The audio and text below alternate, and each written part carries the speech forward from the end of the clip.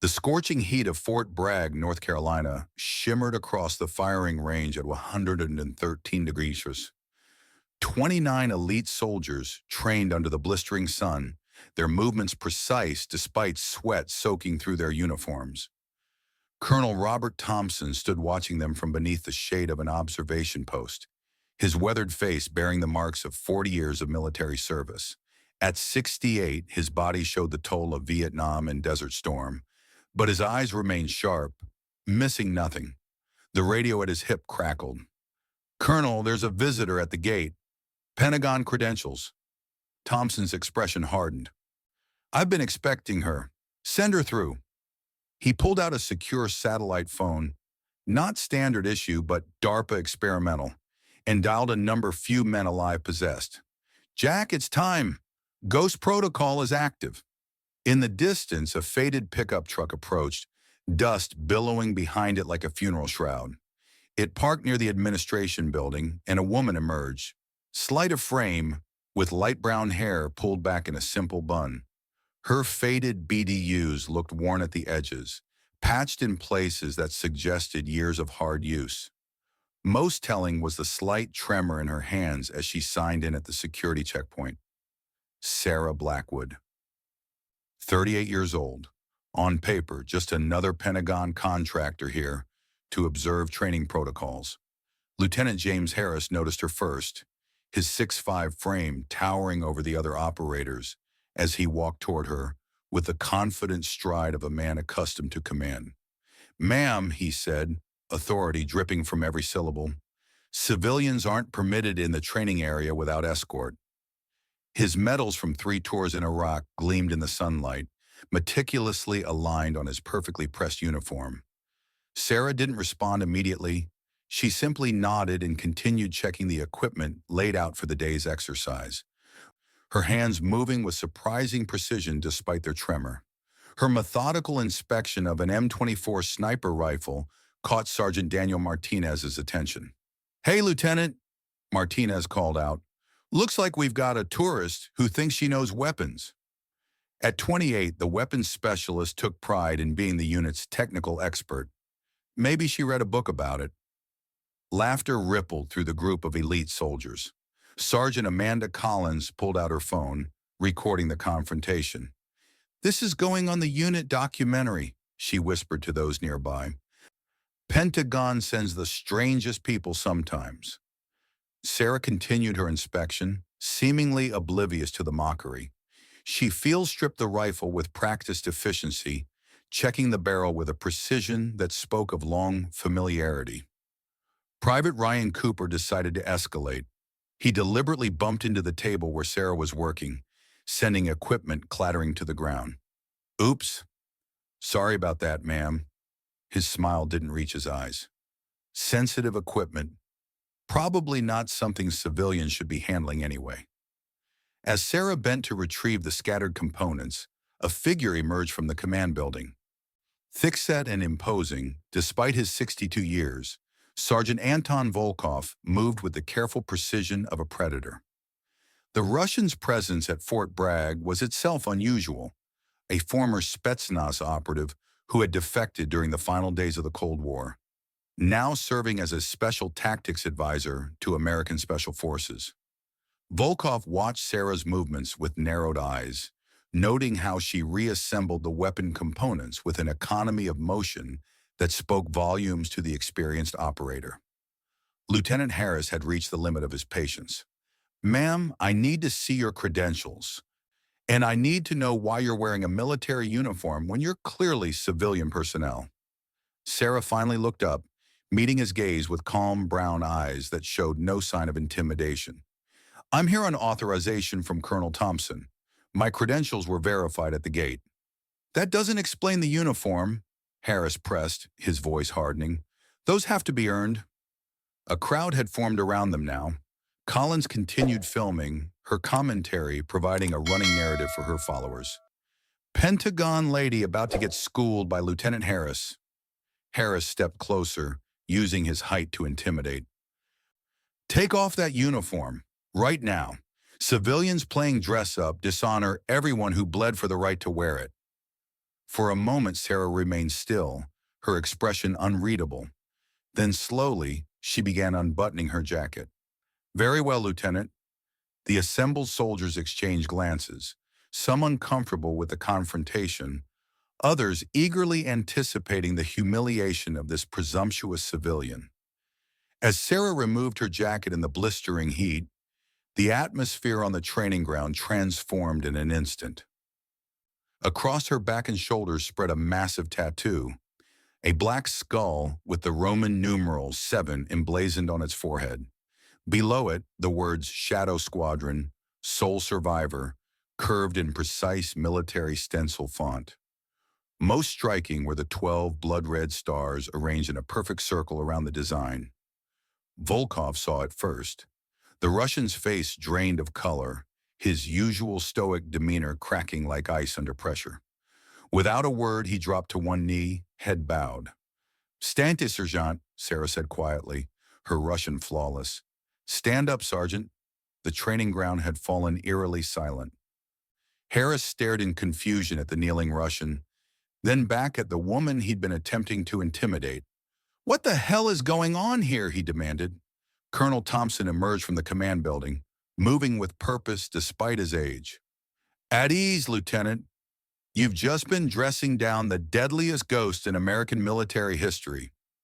Sarah pulled a small metal case from her pocket and opened it, revealing a challenge coin unlike any the soldiers had seen. Black metal with red enamel matching her tattoo.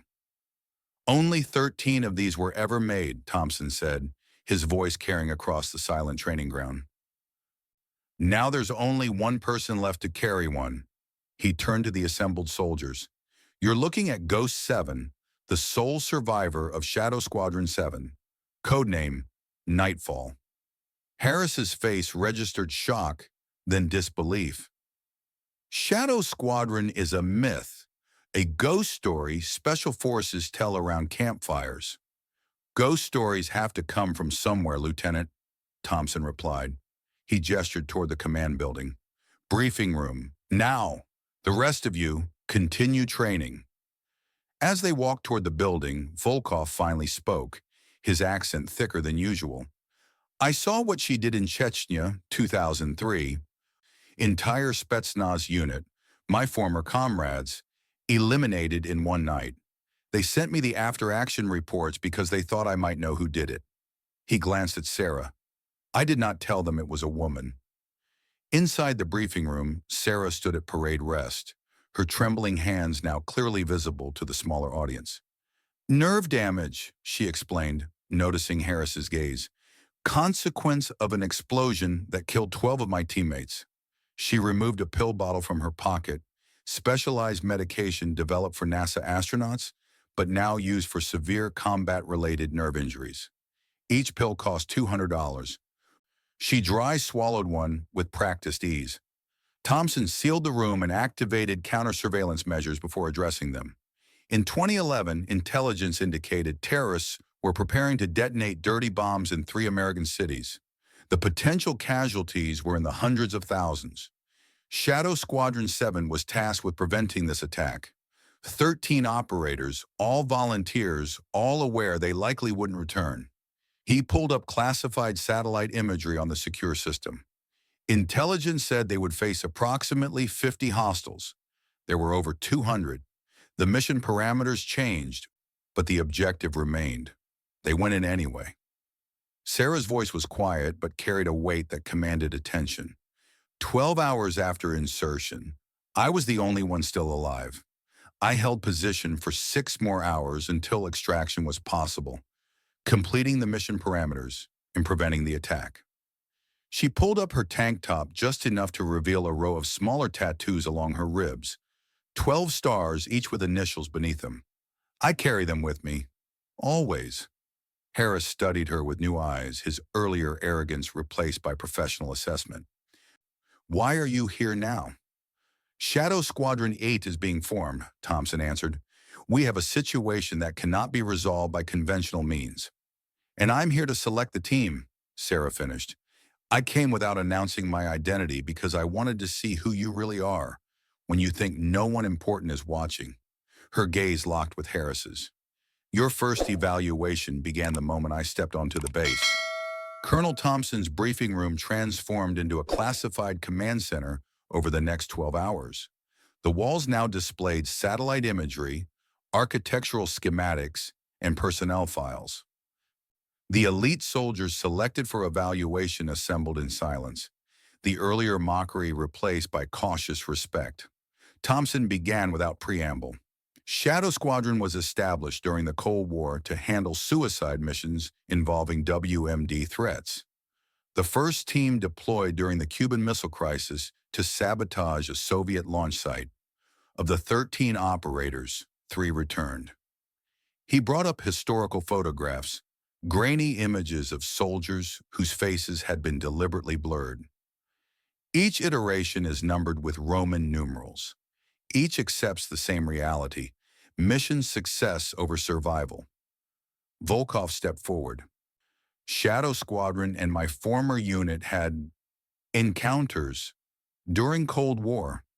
The stories of ghost operatives made Spetsnaz fear American shadows more than American missiles. Sarah watched the assembled soldiers absorb this information, studying their reactions. Some showed disbelief, others fascination. Lieutenant Harris maintained a professional mask, but his eyes revealed newfound respect. Your evaluation begins now, Sarah announced. You will face scenarios designed to push you beyond conventional limits. These aren't tests of strength or marksmanship. Those skills are assumed at your level. These are tests of judgment, moral courage, and psychological resilience. The first scenario thrust Harris into command of a simulated hostage rescue, where conventional leadership tactics proved disastrous. His aggression and dominance, qualities that had served him well throughout his career, resulted in catastrophic failure. When the simulation ended, he stood amid the wreckage of his decisions, face flushed with anger and humiliation. Leadership isn't about being the strongest or the loudest, Sarah told him afterward. At nightfall, I wasn't in command when we inserted. Staff Sergeant Wells was. When he died in the first 20 minutes, command fell to me, not because I was the best soldier, but because I was thinking clearly while everyone else was in shock. Sometimes leadership is simply being the last one standing who hasn't given up. Martinez faced a different challenge, a communication system with encrypted intel vital to mission success. The scenario forced him to choose between perfect technical execution and saving a wounded teammate. He chose the technical solution, securing the intelligence but losing the soldier. Was I wrong? He asked Sarah afterward, doubt creeping into his voice. There is no right answer, she replied. There's only the decision you can live with afterward. I've made both choices. Both haunt me equally. Amanda Collins discovered her test when her camera mysteriously malfunctioned during a critical exercise. Forced to perform without documentation, without viewers, without validation, she initially faltered before finding unexpected strength in anonymous action. Cooper, the troublemaker, found himself in a scenario where his usual disruptive tactics accidentally endangered real lives. The swift transition from simulation to genuine consequence forced a moment of character revelation that left him shaken. Throughout the evaluations, Sarah identified additional candidates with potential. Rachel Morgan, 32, a quiet sniper with 107 confirmed kills in Afghanistan. Michael Davis, 41, former Special Forces with biological weapons expertise. Jack Reynolds, 45, ex-CIA with language skills and infiltration experience. During the third day of testing, Volkov approached Sarah as she reviewed performance data. You and I have history you have not shared with others, he said quietly. Sarah didn't look up from her tablet. Is it relevant to the mission? Da. He rolled up his sleeve, revealing a jagged scar. Chechnya, 2003. You put bullet here before I could complete my shot.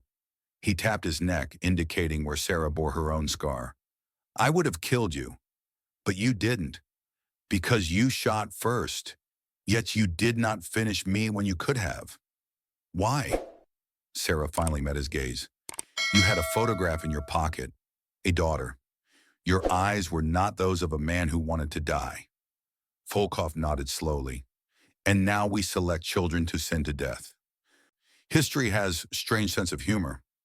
The culmination of individual testing came with Scenario Alpha, a complex infiltration mission where teams had to extract a high-value intelligence asset from an enemy compound. As the scenario progressed, complications mounted. Intelligence proved faulty. Enemy forces were 4 times larger than expected, and the asset was severely wounded. Most teams struggled with conventional approaches, attempting to maintain unit integrity while completing the mission. Rachel Morgan's team made a different choice. They split their forces, creating a diversion that would likely result in casualties while the remaining operators extracted the asset. When enemy forces converged, Rachel made an even colder decision. She called for artillery on her own position, sacrificing 2 team members to eliminate overwhelming opposition while protecting the asset in a reinforced drainage culvert. As the simulation ended, Sarah approached Rachel. You called fire on your own position, she said, knowing the cost. Rachel's face remained impassive. The mission parameters were clear. Extract the asset at all costs. And the teammates you sacrificed? They knew what they signed up for. A flicker of emotion crossed Rachel's face. In reality, I would have stayed with them. Let someone else extract the asset. Sarah studied her for a long moment. At nightfall, I made the same call. The difference is, I had no one to stay behind with. I was already the last one standing. That evening, General James Carter arrived from the Pentagon. At 65, the Vietnam veteran carried himself with the rigid posture of a man who had spent a lifetime in uniform. His presence transformed the atmosphere in the command center, adding weight to what had already been a sobering evaluation. Ladies and gentlemen, Carter began, what you are about to hear is classified beyond top secret. The mission parameters I'm about to share exist in no official record. The satellite imagery he displayed showed a nondescript compound in a mountainous region of the Middle East. 3 weeks ago, our intelligence assets confirmed what we had feared. Terrorists have established a covert nuclear facility beneath this refugee camp. The facility contains enough weapons-grade material for 3 nuclear devices. Our latest intelligence indicates weaponization will be complete within 2 weeks. The implications settled over the room like a shroud. Harris was the first to speak. Sir, why not a conventional strike? 12,000 civilians live in that refugee camp, Carter replied. Most are women and children. Any conventional strike or large-scale assault would result in catastrophic civilian casualties and turn the entire region against us permanently. Volkov studied the schematics with professional interest.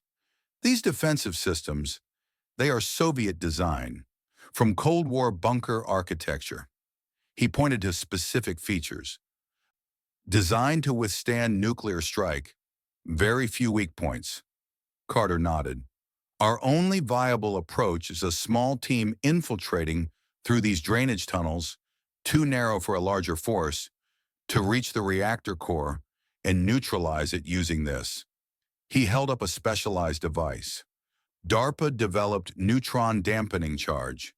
It will render the nuclear material inert without radiation dispersal. The final piece clicked into place when he continued. After neutralizing the facility, the team will need to hold position until humanitarian forces can evacuate the civilians and conventional military secures the site. How long? Sarah asked, though she already knew the answer. 10 to 14 hours. The room fell silent as the mathematics of survival became clear. 13 operators holding against hundreds of hostiles for 14 hours. This isn't a mission, Harris said quietly. It's a last stand. Yes, Sarah confirmed. It is. Sarah stood before them, her earlier tremor seemingly steadied by the weight of the moment. I need volunteers, not orders, not assignments. Volunteers who understand exactly what they're signing up for. For a long moment, no one moved. Then Lieutenant Harris stepped forward. "I've been an arrogant fool most of my career," he said, voice stripped of its usual bravado. "Time I did something worthy of the uniform I wear." Rachel Morgan followed without hesitation, her quiet confidence speaking volumes. One by one, they stepped forward. Collins, who had found strength beyond validation. Davis, whose expertise would be crucial for the neutron charge. Reynolds, whose infiltration skills would guide them through the tunnels. Even Cooper, the former troublemaker, volunteered with newfound seriousness. When the movement stopped, 16 stood ready, 3 more than required. Sarah studied them, weighing skills and psychology against the demands of what would likely be their final mission. She made her selections based not only on technical proficiency, but on a quality few military assessments measured: the ability to function in hell. The 10 days that followed transformed the selected operators. Under Sarah's guidance, they underwent training that made their previous experiences seem like basic preparation. They practiced tunnel infiltration in spaces barely wide enough for their shoulders. They learned Soviet-era security bypass techniques from Volkov. They simulated combat scenarios where half their team was already dead, forcing them to continue the mission with catastrophic losses. But Sarah's most important lesson wasn't tactical. "You're already dead," she told them during their final briefing. "Accept that. Embrace it. The enemy can't use fear against corpses. They can't break what's already broken. You are 13 ghosts who haven't stopped moving yet. Your only purpose is to complete the mission." As the team prepared their equipment the night before insertion, Colonel Thompson found Sarah alone at the memorial wall, studying the names of fallen operators from previous conflicts. "I should have told you sooner," he said quietly. "I was Phantom 1, the commander who sent Shadow Squadron 7 into Nightfall." Sarah didn't turn. "I know. I've always known. The intelligence failure was my responsibility. I sent 13 of you in with faulty information." His voice carried the weight of a decade of regret. "Every night since, I've wondered if I could have made a different call." "We all knew the risks," Sarah replied. "No intelligence is perfect." "This will be my last Shadow Squadron," Thompson said. "After this mission, I'm shutting down the program. There have been too many stars added to this wall." He handed her a weathered M1901 pistol, its metal worn smooth from decades of use. "This has been with me since Vietnam. 8 rounds, and it's never let me down. I want you to have it." "I'm not going on this mission, Colonel." "We both know that's not true." Thompson's eyes reflected understanding beyond words. "When it starts going wrong, and it will, you won't be able to stay behind. You've never been able to send others where you wouldn't go yourself." Throughout the night, team members sought Sarah out individually, entrusting her with final messages for loved ones who would never know the truth of their sacrifice. Harris handed her a letter for his mother. "She raised me alone after my father died in Panama. She doesn't know what I really do, but I think she'll understand." Rachel brought a simple silver necklace. "For my sister. Tell her I finally found something that matters." By morning, Sarah carried 13 separate commitments, promises to deliver final words to families who would be told only that their loved ones died in a training accident. The insertion began at 0200 hours. 13 figures in black disappeared into drainage tunnels that would either deliver them to their objective or become their tombs. Sarah, Thompson, and Volkov monitored their progress from the command center, tracking their movement through hidden sensors. For the first hour, everything proceeded according to plan.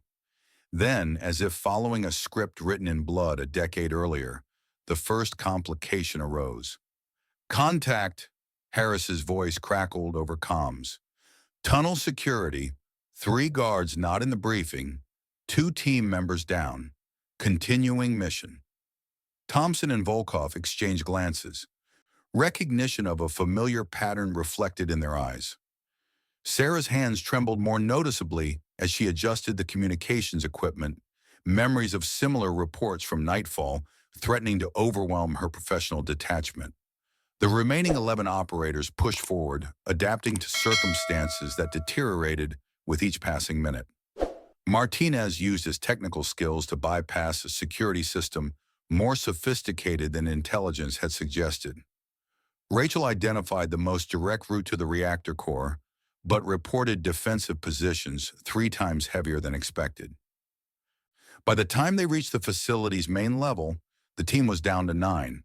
They fought through increasingly difficult resistance, their ammunition dwindling as they approached the reactor core. When they finally secured the target area, only 7 remained. Davis began setting up the neutron dampening charge, while Harris organized their defense, positioning the survivors to cover the critical access points with their limited remaining weapons and ammunition. Reactor neutralization will take 15 minutes, Davis reported. Then we hold until relief arrives. Brigade 6, this is command, Thompson transmitted. Humanitarian forces are 7 hours out. Conventional support following. Copy, command, Harris replied. The resignation in his voice was clear. 7 hours might as well have been 7 years. Sarah listened to their dwindling communications, heard Rachel calling out targets with remarkable calm, heard Harris encouraging his team as another wave of enemies tested their position. The pattern was painfully familiar. The slow attrition of a small force against overwhelming odds.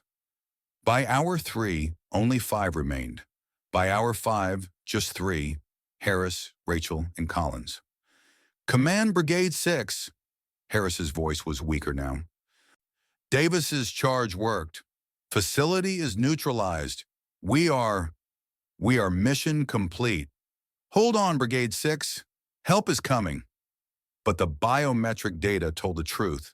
Their ammunition was nearly exhausted, their wounds accumulating, their position increasingly untenable. Sarah could calculate the mathematics of survival and found it wanting. Thompson made a decision that shocked the command center. I'm taking in reinforcements. He turned to Volkov. You with me, Sergeant? The Russian nodded without hesitation. Da, Colonel.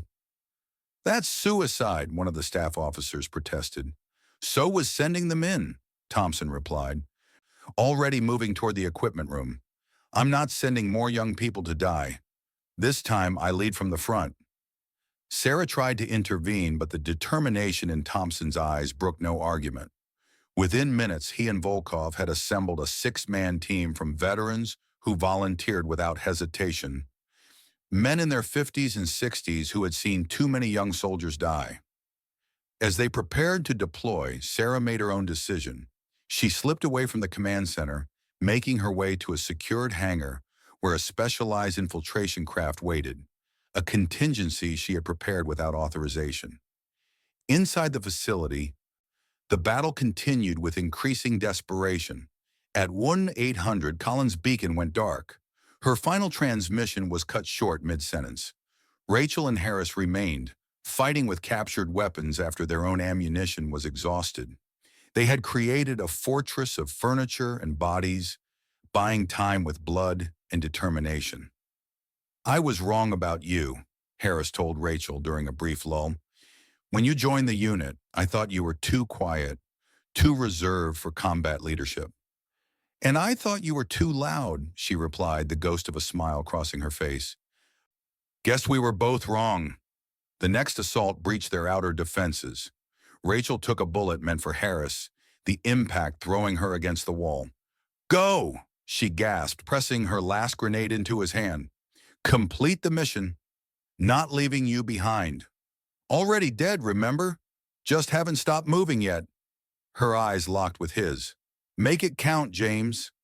Harris fought alone for the next 17 minutes, 1 man wounded in 6 places, defending a position that military doctrine said required a full platoon. His last transmission came at 900. Command Brigade 6. Can't hold much longer, but they're not getting through. Not while I'm breathing. Sarah's voice cut through the chaos.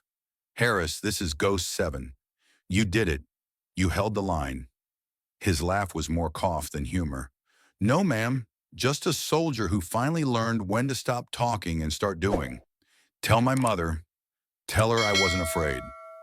At Aeronautics 07, his beacon flickered and went dark. 3 minutes later, Thompson and Volkov's team reached the outer perimeter of the facility, their experience and determination driving them forward despite age and overwhelming odds. What they didn't expect was the black-clad figure who emerged from a side tunnel ahead of them. Sarah, armed with Thompson's M1911 and moving with the lethal precision that had made Ghost 7 a legend. "You're late, Colonel," she said, her voice carrying the edge that came from absolute focus. "And you're disobeying orders, Major," he replied. "Learn from the best." Together they fought through to the reactor core, finding evidence of a desperate last stand. Harris lay surrounded by fallen enemies, his position held to the last breath. Rachel was nearby, her final grenade still clutched in her hand, never used. What happened next would never appear in any official record. Thompson and Volkov recognized the tactical situation immediately. They were cut off, outnumbered, with no viable extraction route. The mission was complete, but survival remained mathematically impossible. "Get the survivors out," Thompson told Sarah, nodding toward Davis and Reynolds, who they'd found wounded but alive in an adjacent chamber. "We'll hold this position." "Colonel, that's an order, Major." His eyes softened. "When nightfall ended, I couldn't look you in the eye. Now I can. Get them out." Volkov checked his weapon, his last magazine loaded. «Иногда враг вчерашнего дня становится спасителем сегодня. Это урок холодной войны, который мало кто понимает. Sometimes yesterday's enemy becomes today's savior. That's a lesson from the Cold War few understand." Sarah understood what they were doing, offering redemption purchased with their lives. She helped Davis and Reynolds to their feet, guiding them toward the extraction route, while Thompson and Volkov prepared their final defense. The last she saw of them, they stood shoulder to shoulder, American and Russian, former adversaries united in final purpose. 6 weeks later, Sarah stood before the memorial wall at the Pentagon, watching as 15 new stars were added to the constellation of heroes, 13 for Shadow Squadron 8th, plus 2 for the old warriors who had joined them. Harris's mother had taken the news with quiet dignity. "He called the night before. Whatever it was," she told Sarah. "He said he was finally doing something that mattered. That's all I need to know." Rachel's sister wore the silver necklace, asking questions Sarah couldn't answer about how her sister died. "She found something that mattered," Sarah told her. "She made it count." The families received the official story, a training accident, details classified. The truth would remain buried in files marked with clearances beyond top secret, the mission existing only as 15 anonymous stars on a wall most Americans would never see. A month later, Sarah was summoned to a secure facility in Alaska. A new biological threat had emerged, one that couldn't be addressed by conventional means. She entered the briefing room, observing 30 young operators filled with confidence and ambition, unaware of what lay ahead. She wore civilian clothes, her hands trembling slightly from the nerve damage that served as her daily reminder of nightfall. As the young soldiers exchanged glances, already dismissing her as another Pentagon bureaucrat, she felt the weight of what was to come. "Shadow Squadron 9, she whispered to herself. Someone had to make the selection. Someone had to prepare them. Someone had to stand in the breach. The cycle continued, the mission endured, and Sarah Blackwood, Ghost 7, prepared to choose 13 more souls willing to become ghosts themselves. Because someone always had to stand on the front line.